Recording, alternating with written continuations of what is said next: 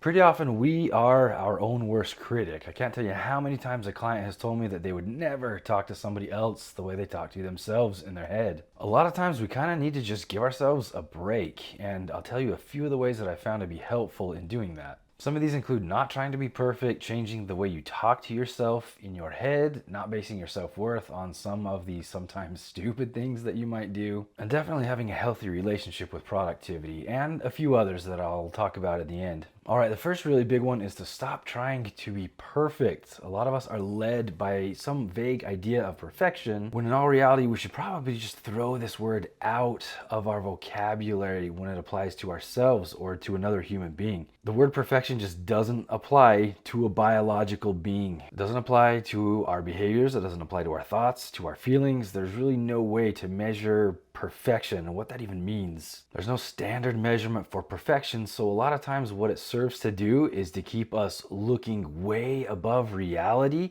at some vague notion of what perfection might look like and never actually achieving that. So there's almost always some kind of a gap between the ideal and the actual where we hang out. And this gap right here causes a lot of good people a lot of suffering. Now, I am by no means selling complacency or mediocrity here. I don't think those are healthy. They're not healthy for our body, they're not healthy for our mind, they're not healthy for our soul. Sometimes they can be good in short bursts, but not a great overall long-term solution. So I'm not selling those things.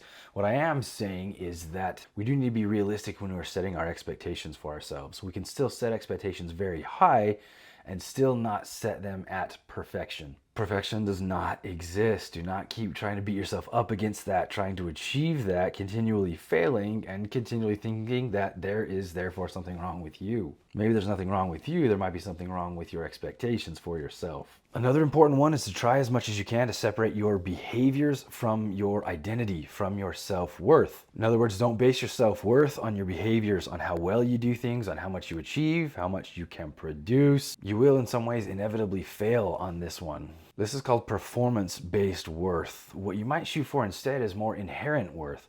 In other words, my worth as a human being, my value as a person is not based on the things that I can do, what I can provide for other people, what I can produce, whether or not I do things well or perfectly. And it's more based on the fact that I am a human being and have worth in that sense. Now, obviously, there are some situations in which your worth to an individual or to a company is very much performance based. For example, at work, you do have to perform, you have to produce, you have to maintain certain standards. That's why they hired you. They hire you to do a job and to do a job well. They didn't hire you because they think you have value as a human being or they think you're a great person. Also in school, you don't get an A just for being a great person or just because you are you or you deserve it, because you don't. Unless you've earned it. You deserve respect as a valuable human being, but you don't deserve the A. Or in some kind of a competition, your value is pretty much performance based. Like I say, sometimes you get a participation trophy and sometimes you don't. But in life in general, try to not look at your worth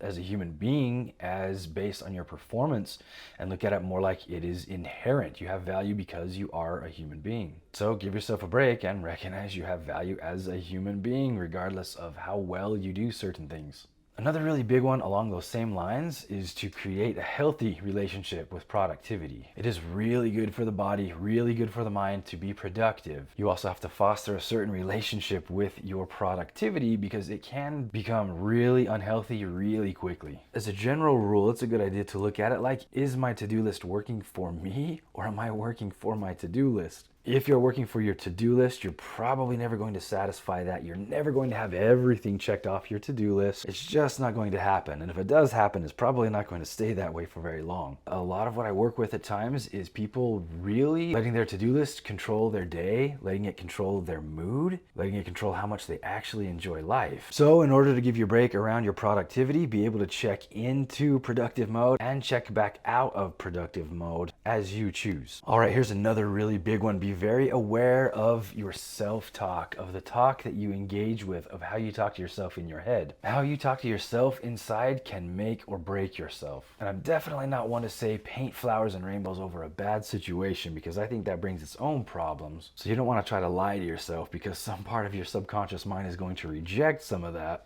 What I am saying is start to be aware of the things that you say to yourself, the messages you say to yourself in your head, how you feel about yourself, and see if there might not be some room to shave off some of the negative self-talk and to replace that with some believable, realistic, positive self-talk. All right, another fun one is people's relationship with the word selfish or selfishness. What I found pretty commonly is that people make a huge umbrella around the word selfish, and they think that anything they might do for themselves falls under that umbrella, is a selfish thing. And honestly, I think this isn't entirely people's fault. There are a lot of ideas out there that kind of promote this and push this altruism and push this idea of not being selfish on other people without teaching how and when to do it. In order to be healthy, functioning human beings, we do have to put time into ourselves. We do have to take time out for ourselves. We do have to put our needs above other people's at times. That's not a blanket statement telling people to just live for themselves or to run rampant across other people's boundaries. It's not that at all. What I am saying is that under this vast umbrella of what we call selfish, we need to change the name from selfish to something like doing things for yourself, and look where in that umbrella is that a selfish thing and where is it a responsible thing? Because you can do things for yourself in a very selfish way, and you can do things for yourself in a very responsible way.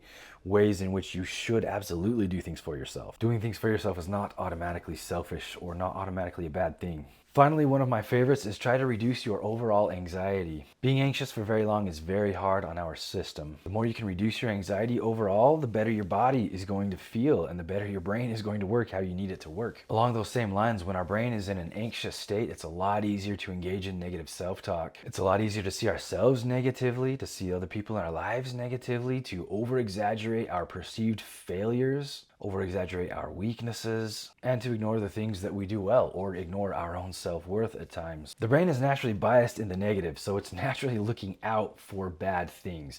That's especially true when we get really emotional, and anxiety can be a particularly bad one. So if we have this brain that's already looking for the negatives and then we let it get really anxious and stay that way, it's going to start feeding up all these examples of when we've done something dumb or how we're not good enough or how we should be doing more, and it's going to filter out some of the good things about ourselves or what we have done well or what we are going well or what we have going for us. So one of the biggest ways to take a break is to reduce your anxiety. That being said, I recently finished a really short illustrated ebook on anxiety. In it, I put a lot of the different ways that I found to be especially helpful with clients. I tried to focus on a lot of different ways that are really simple, that don't take much time or energy to reduce your anxiety. It's on Amazon. Feel free to check it out. I'll put a link to it in the description.